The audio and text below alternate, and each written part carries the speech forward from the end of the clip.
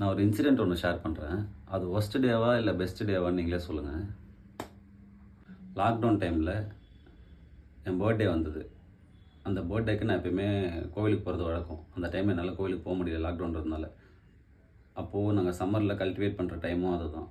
அந்த டைமில் விதை விதைக்கிறதுக்கு அந்த விதை நெல்லை வாங்கிட்டு வர்றதுக்காக ஒரு ஃப்ளைஓவர் மேலே போயிட்டே இருந்தேன்.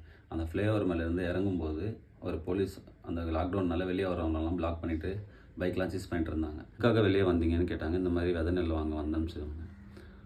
நான் போட்டுட்டு போனதோ ஒரு டிஷர்ட்டு, ஒரு ஸ்போர்ட்ஸ் அந்த அத்லெட்டிக்கோடைய டைட்ஸ் தான் போட்டு போயிருந்தேன். விதை நெல்லை வாங்க போகிறவன் எப்படி போவான்?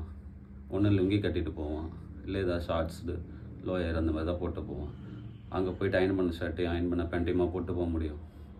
நானும் அந்த மாதிரி கேஷுவலாக போயிட்டேன். அன்றைக்கி பிடிச்சி பிளாக் பண்ணிட்டாங்க. ஸ்டேஷனுக்கு கொண்டு போயிட்டாங்க. பைக்கை சீஸ் பண்ணி ஸ்டேஷனுக்கு கொண்டு போயிட்டு பைக்கு சீஸ் பண்ணிட்டாங்க. எனக்கு என்ன பண்ணுறதுன்னு தெரியல, எப்படி வர்றதுன்னு தெரில. ஃபஸ்ட்டு நான் அப்படியே உட்காந்துட்டேன். என்னோட இது பர்த்டே அதுமா இப்படி ஆகிடுச்சின்ட்டு நேராக கடைக்கு போனேன். அந்த எனக்கு தேவையான விதை நெல்லை வாங்கினேன்.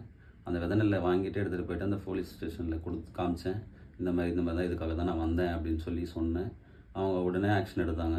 அந்த எஸ்ஐ வந்தார். உடனே வந்து பேசினார். என் வேலையை தாண்டா நான் செஞ்சேன், நீ அதுக்காக தான் வந்து எனக்கு தெரியாது இல்லை அப்படின்னு சொன்னார். எல்லாருமே இப்படி தான் சொல்லிட்டு வருவாங்க. ஏதாச்சும் ஒரு ரீசன், மெடிக்கல் ரீசன் சொல்லுவாங்க, எமர்ஜென்சி ரீசன் சொல்லுவாங்க.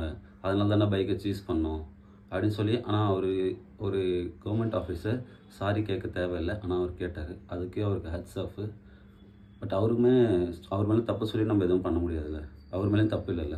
அதுக்காக விவசாயிங்க எல்லோரும் ஐடி கார்டை போட்டு போக முடியும்னு சொல்லுங்கள். அப்படிலாம் இல்லைல்ல. அப்படிலாம் போட்டு போக முடியாதுல்ல.